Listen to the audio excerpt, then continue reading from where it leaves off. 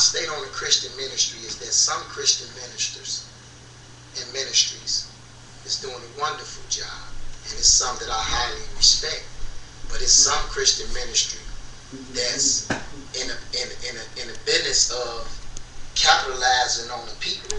Our people for centuries has been searching for a Messiah. They are searching for hope. Anytime a people was in a low condition, hope is one of the only things that they have to hold on to. And a lot of people is capitalizing off this hope, and they selling our people hope. You have a lot of drug dealers that's converting to ministers, and they converting to ministers because they see that I don't have to sell dope. I can sell hope and get as much, just the same as much money as selling hope, but it's not illegal. So in that aspect, I think that the Christian ministries, a lot of the Christian ministers and ministries is in the process of capitalizing off of people who's in search of a Messiah, who's in search of hope. And not only that, I think that if we follow Jesus as we say we do, then we would be all into the communities. We would be into these drug houses trying to resurrect our children that's in these drug houses. We will close down some of these churches and open up more of these and more businesses, and that will change our communities. Instead of congregating in the building and running around shouting on Sunday, but from Monday through Saturday, it's a fashion show. We doing everything in the world, but then we say we follow Jesus. If you look at the history of Jesus, Jesus was rarely in a church. He was rarely in a building. Jesus was always out amongst the lowly. He was always out with the prostitution, with the thieves, with the dope dealers, with the drug dealers, and with the killers. Mary, one of Jesus' confidants, was a prostitute. Well, do you own the Holy Bible? And if so, is it your main source of authority? Yes, I own the Holy Bible, because the Holy Bible is a beautiful book. But we must be very careful with the Holy Bible, because we must realize one point, that the Holy Bible was originally written in Hebrew and Greek, the Old Testament in Hebrew and the New Testament in Greek. And anytime you translate, alphabets change. So when alphabets change, words change. So when words change, the message change. And we must question the individual who translated the Bible.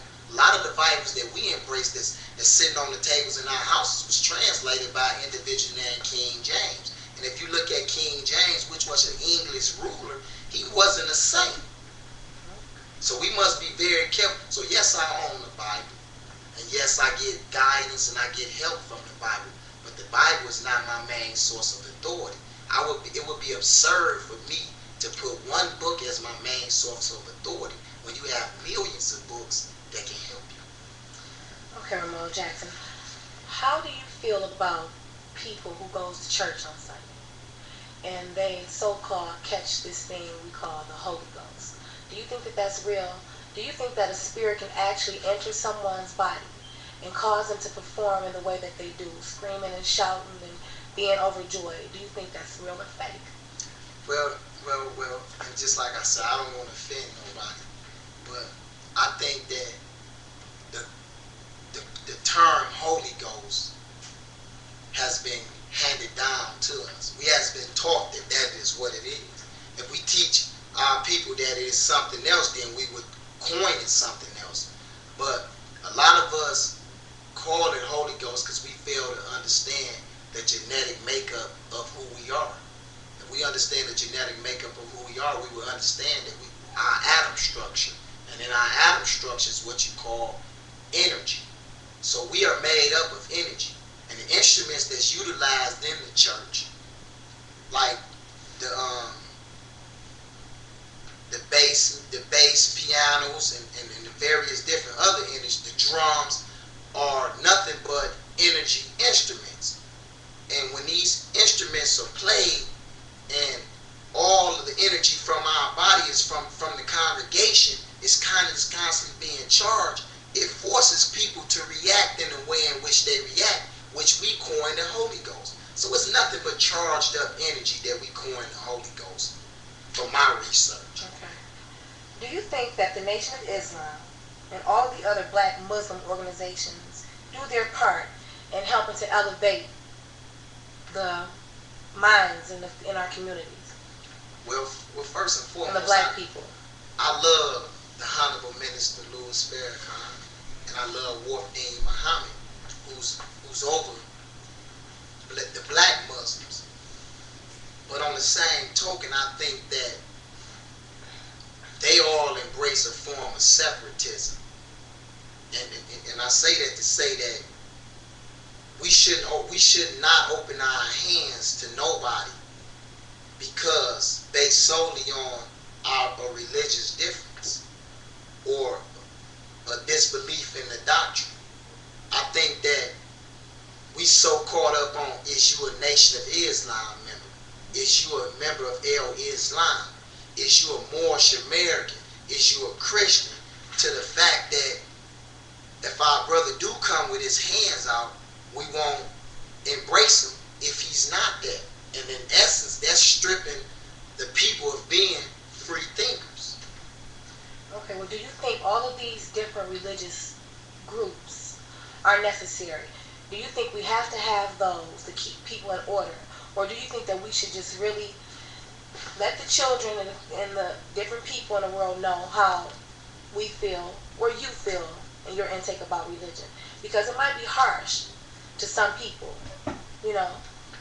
Well, I think which I don't think it's harsh, but some people might take it as being harsh.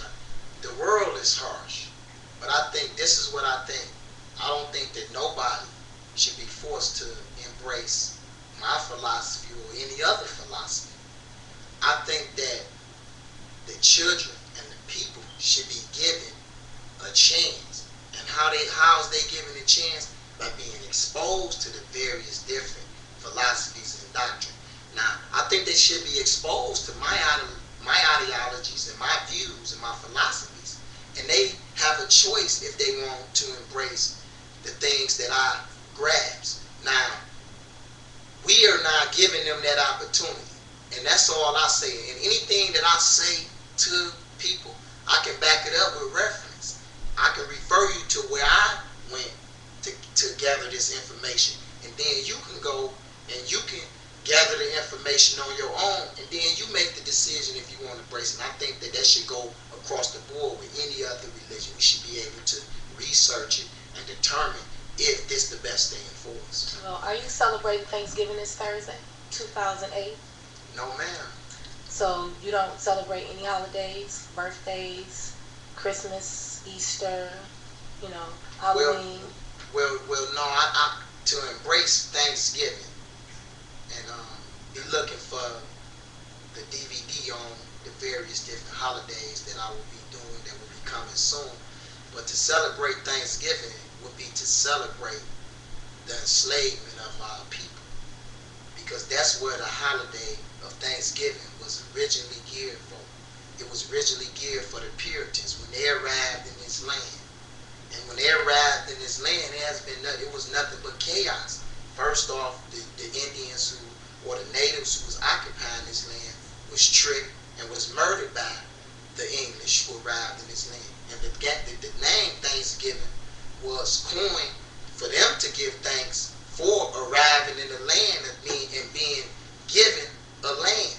And being given this land, well, not being given this land, but taking this land, in essence, paved the way for the enslavement of our people. So for me to embrace Thanksgiving is for me to embrace and for me to just do away with what happened to my people. Okay, well, we really don't have enough time to go through all of the different holidays, because I would really love to hear how you feel about Christmas, Valentine's Day, Sweeties Day, and to see what do you celebrate, We'll be looking for the DVD. Okay.